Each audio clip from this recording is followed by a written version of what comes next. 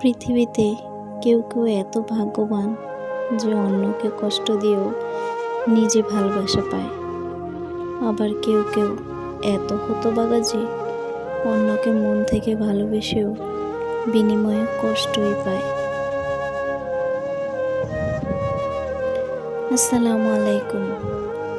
শুরুতে কেন বললাম বলুন তো, যে মন থেকে ভালোবেসেও কেউ কেউ শুধু কষ্ট পায়, প্রিয় হতে পারে না। কারণ স্ত্রী কখনো প্রিয় নারী হতে পারে না। স্ত্রীর অনেক ভুল। বেশিরভাগ লোককেই যদি প্রশ্ন করা হয় আপনার জীবনের সবচেয়ে প্রিয় নারী কে, সাধারণভাবে উত্তরে একটু হেসেই বলবে মা, নয়তো মেয়ে, না হয় বোন, আবার কেউ বলবে নানি কিংবা দাদি।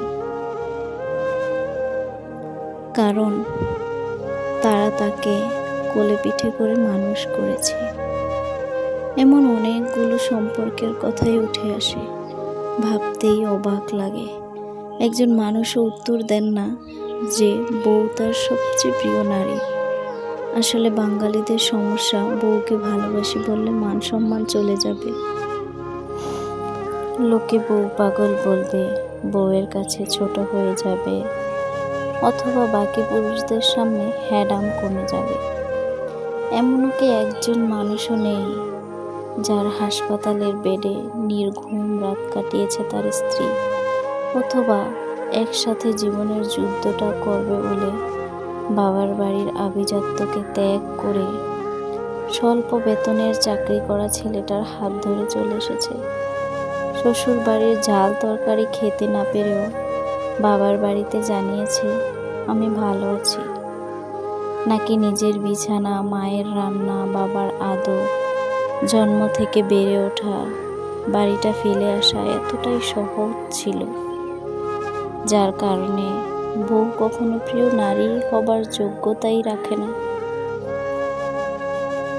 মেয়েদের জীবন বড়ই অদ্ভুত। মেনে নিতে নিতে আর মানিয়ে চলতে চলতে জীবন শেষ। লোকে বলে মেয়েদের কোনো বাড়িই হয় না। সত্যি বলতে মেয়েদের ছাড়া কোনো বাড়িই সম্পূর্ণ হয় না। বাবার বাড়িতে যে মেয়েটি মায়ের অল্প কথায় অভিমান করে বসে থাকে, শ্বশুর বাড়িতে সেই মেয়েটি অনেকের অনেক কথা মুখ বুজে চুপ করে সহ্য করে। মেয়ে হয়ে জন্ম নেওয়া সহজ, কিন্তু মেয়ে হয়ে জীবন কাটানো অনেক কঠিন।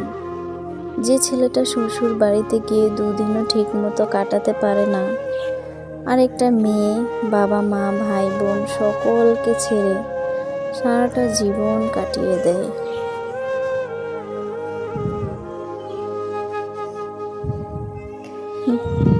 মেয়েরা খুব ভালো অভিনেত্রী।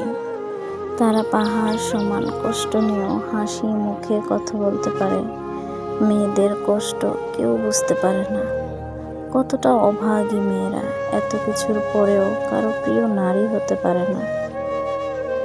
এক বাক্যে, এক কথায় কেউ তার স্ত্রীকে প্রিয় নারী বলবে না।